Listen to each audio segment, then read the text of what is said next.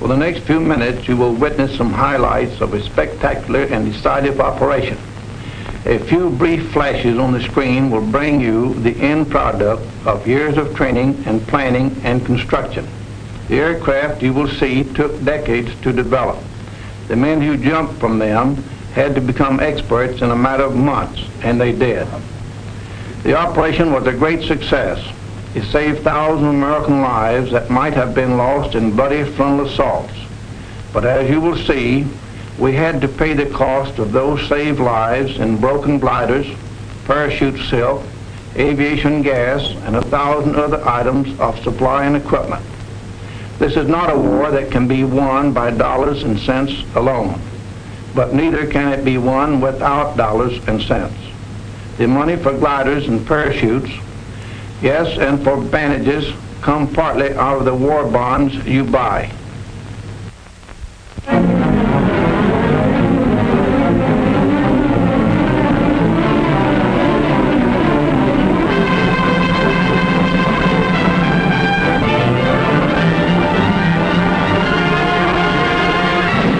Communique number 1, June 6th, Allied headquarters. Under command of General Eisenhower, Allied naval forces supported by strong air forces began landing Allied armies on the northern coast of France. The greatest news story in 1944. D-Day, H hour. That fateful moment for which the whole world held its breath. But in the night hours of D-Day -1, long before these first assault boats nosed onto the beach, American fighting men, troop carriers, paratroops, airborne infantry, and glidermen were already there. This picture is a small tribute to those men, living and dead, who went in before H hour on D-Day, 5 hours ahead of the main force, to start the destruction of Fortress Europe. Their story begins in a village in England. Not the kind of village that you ever saw or read about, but a strange, unsightly place, one that had sprung up almost overnight and was known to its citizens as Shantytown. Its buildings were fashioned entirely from heavy boxes and shipping crates used in transporting thousands of gliders from the United States. It was a growing community. Every time a glider moved out of its crate, there were impatient tenants waiting to move in and set up housekeeping. Or perhaps a business establishment. And everyone in town was there for one purpose, for the day when they would join forces with the British to make the big jump. The jump that would carry them not only across the English Channel, but across an almost solid wall of steel and iron and guns and ruthless, determined men, trained for generations in the art of death and destruction. But impregnable as these defenses appeared, we had a plan to surmount them. The wall of fortifications stretched along the entire coast of Europe. Part of the plan called for our air forces to carry an army of paratroops and airborne infantry over this wall. The chiefs of staff wanted them dropped deep in German-held territory to establish defense areas and block the movement of the enemy reserves. Then they decided. The invasion spearhead was to strike in Normandy. Immediately, troops began to be dispatched to special takeoff points all over England, where they would stand by until the final word was given. Heroes in the making rode the highways of England that day, busloads of them. As to how they felt riding into their first real battle, well, we'll let one of them tell you. It was just another ride at first, taking us somewheres for another training hop, maybe. After 18 months of training, you get so you don't expect anything else. At least that's the way we paratroops figured, and I guess the glider guys felt pretty much the same. But we found out different. They took us to a sealed airport where nobody was allowed in and none of us allowed out. This didn't bother the hot-lick swingsters. We kept in shape with regular exercises and then maybe a game or two. We knew there was something cooking now, something big. And we spent any spare time we could find in reading letters from home or maybe writing one to the folks and that special girl. Invasion markings painted on every ship and glider brought the whole thing even closer to us. We'd soon be on our way. Money was passed out. The kind you can spend in France. They hadn't forgotten a thing we'd need. Neither had we. But when these were taken care of, not many of us forgot that for our kind of guys, knives and guns aren't enough.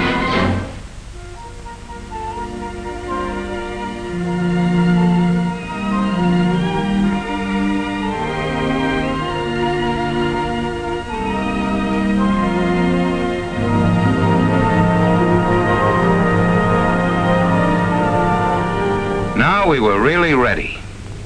General Ike nearly tore his pants stepping over the barbed wire, but he didn't care. He wanted to talk to us. Ike had a lot of questions to ask. What's your name, soldier, he says. Where's your hometown? Who's the toughest man in the outfit? We told him we'd give him the answer to that last one when we got back. He inspected a few of the boys who really have to be tough. The Pathfinders. They go in ahead of all of us and plant signal markers so we can find a way. They live on a steady diet of danger. When Ike got through with us, we were all keyed up, raring to go.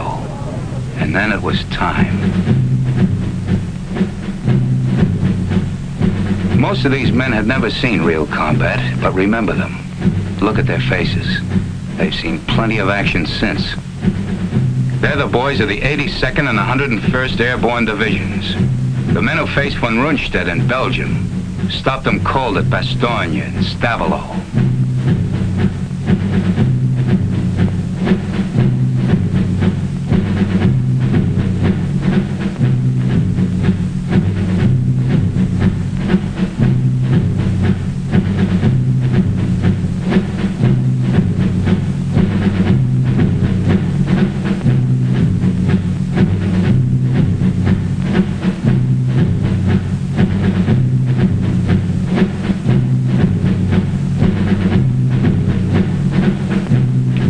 They'd given us brand new parachutes, and I remember one little guy saying he wasn't worried none about them opening because the company that made them was in his hometown, and his mother worked there in final inspection.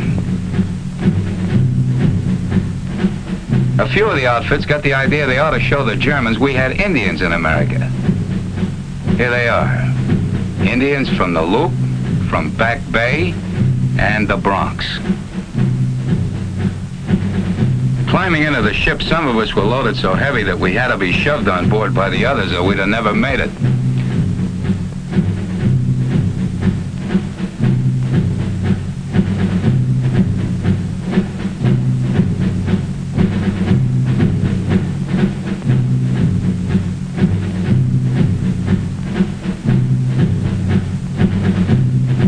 The loading went on into the night.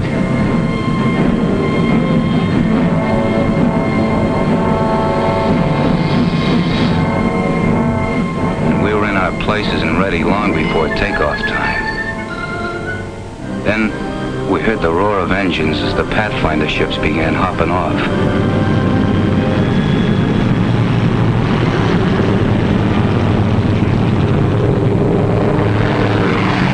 We knew we'd be following soon after.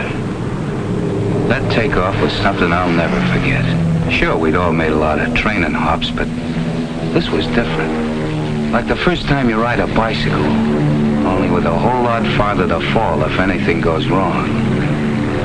Nothing did, though. Not with those troop carrier guys at the controls. Talk about making trains run on time. You could have really set your watch by the split-second way those guys took us off. They took those ships off the ground like it was just another practice run. For them, I guess it was. After all, they were going to have to fly it again and again, all night and the next day. Only under fire. And that's no fun when you figure that these C-47s haven't any armor, no guns, and have to fly low over the drop-in zones, straight as on a bombing run. After we hit the channel and started across, every light went out.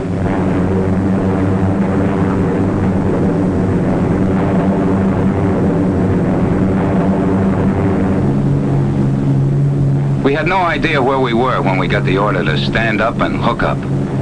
That came so quick we didn't have time to do much thinking before we were over the side and starting that 400-foot drop into France. Thousands of us.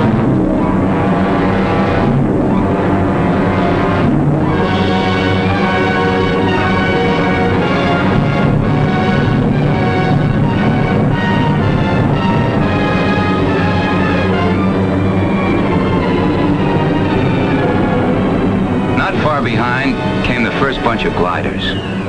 It seemed forever before they hit the ground. They were like clay pigeons for the German snipers.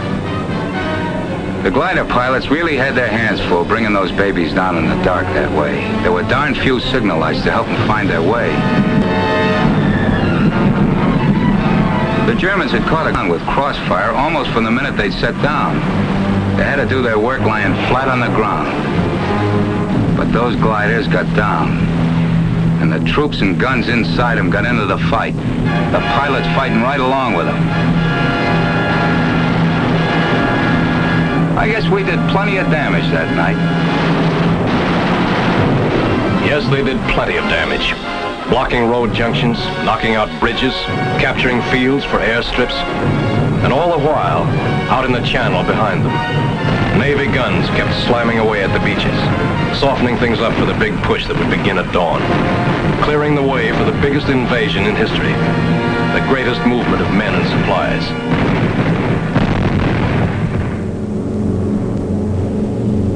The Troop Carrier Command was ready for its next move.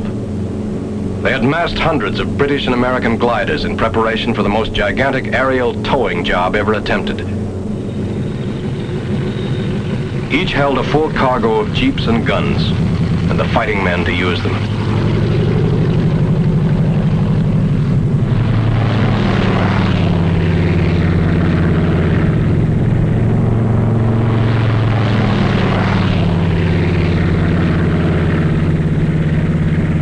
The lives and success of those who were already in France depended on the flight of this vast armada. They were greatly outnumbered and desperately needed these reinforcements. How they got them, a story of two-way air traffic and an unbroken chain of planes and gliders stretching from England to France and back again, is best told by a man who was a part of it all. Maybe we glider pilots didn't show it, but we were as excited over flying across that English Channel as Blériot must have been when he flew it for the first time, years before most of us were born. He didn't have much of an airplane under him, but then there weren't any German guns waiting for him on the other side. We did a bit of wondering about those guns as we started out over the Channel, and the lighthouses of England began slipping away beneath us. And what about the German Luftwaffe? This was its big chance. Our air forces had established air supremacy, sure. We had a regular umbrella of fighters over us. But if there was ever a time the German flyers would try anything to break through, this was that time. But we never saw a German plane. Approaching the French coast, the ack-ack and gunfire seemed harmless and far away. For those who were right in it, it was different.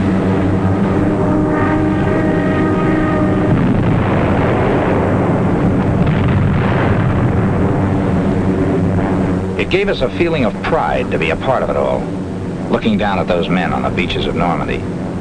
We felt a little guilty, too, sitting up over them, not even getting our feet wet.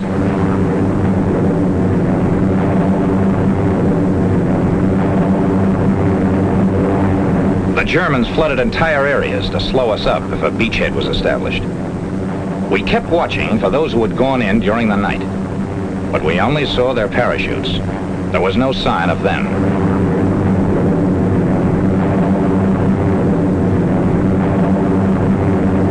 The first glider, we'd find out pretty soon what had happened.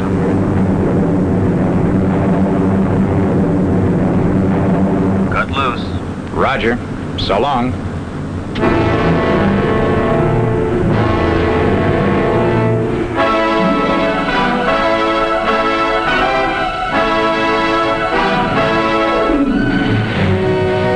We stretched our glides as much as possible. That way, we ended up near the edge of the fields where we could run for cover as soon as we got out. Not everybody came down exactly where they wanted to. One glider went right into a German field headquarters. And what was that I said about not getting our feet wet? This bunch was lucky. The Germans were under control in this section. But more than one tow ship and glider made its last flight that day. Guns didn't do all the damage. 15-foot poles driven into the ground ripped off wings and smashed through fuselages. The men who stepped out of this glider will never know if their first mission was successful. But it was plenty. Yes, their mission had been successful. But this down payment on freedom ran very high.